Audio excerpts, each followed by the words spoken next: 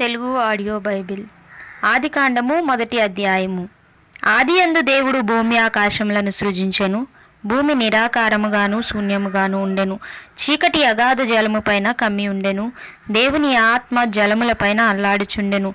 దేవుడు వెలుగు కమ్మని పలుకగా వెలుగు కలిగెను. వెలుగు మంచిదైనట్టు దేవుడు చూచెను. దేవుడు వెలుగును చీకటిని వేరుపరచెను.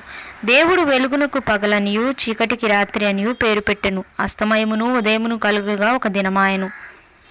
మరియు దేవుడు జలముల మధ్యన ఒక విశాలం కలిగి ఆ జలములను ఈ జలములను వేరుపరచునుగాకని పలికెను. దేవుడు ఆ విశాలము చేసి విశాలము క్రింది జలములను విశాలం మీది జలములను వేరుపరపగా ఆ ప్రకారం ఆయను. దేవుడు ఆ విశాలమునకు ఆకాశమని పేరు పెట్టెను. అస్తమయమును ఉదయమును కలుగగా రెండవ దినమాయెను. దేవుడు ఆకాశం క్రిందనున్న జలముల ఒక చోటనే కూర్చబడి ఆరిన నేల కనబడును గాకని పలుకగా ఆ ప్రకారం ఆయను. దేవుడు ఆరిన నేలకు భూమి అని పేరు పెట్టెను. జలరాశికి ఆయన సముద్రములని పేరు పెట్టెను. అది మంచిదని దేవుడు చూచెను. దేవుడు గడ్డిని విత్తనములిచ్చు చెట్లను భూమి మీద తమ తమ జాతి ప్రకారము తమలో విత్తనములు గల ఫలమిచ్చు ఫలవృక్షములను భూమి మొలిపించునుగాకని పలుకగా ఆ ప్రకారం ఆయను.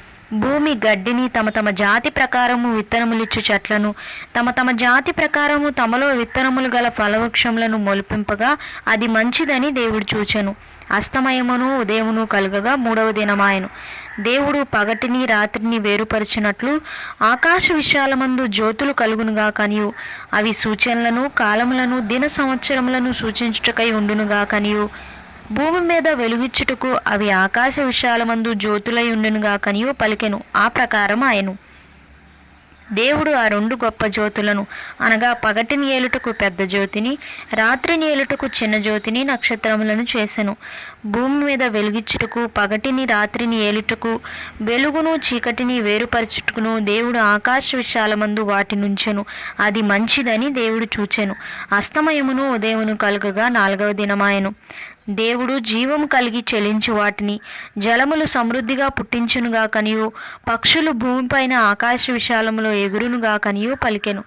దేవుడు జలములలో వాటి వాటి జాతి ప్రకారము జలములు సమృద్ధిగా పుట్టించిన మహామత్స్యములను జీవం కలిగి చెలించు వాటినన్నిటినీ దాని దాని జాతి ప్రకారము రెక్కలు గల ప్రతి పక్షిని సృజించెను. అది మంచిదని దేవుడు చూచెను.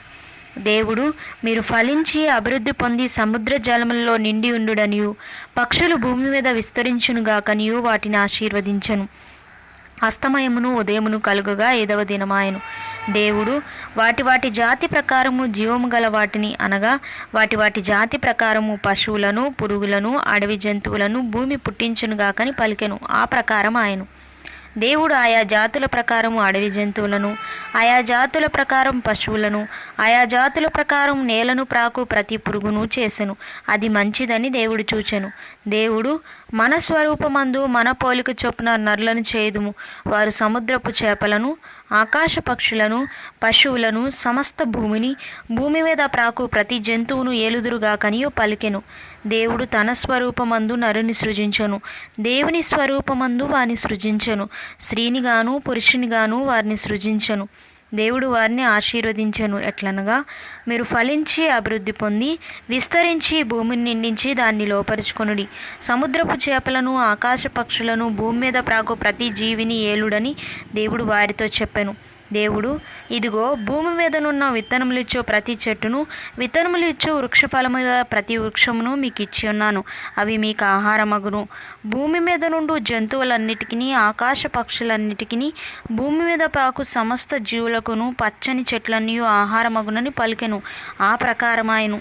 దేవుడు తాను చేసినది యావత్తును చూచినప్పుడు అది చాలా మంచిదిగా నుండెను. అస్తమయమును ఉదయమును కలుగగా ఆరవ దినమాయెను.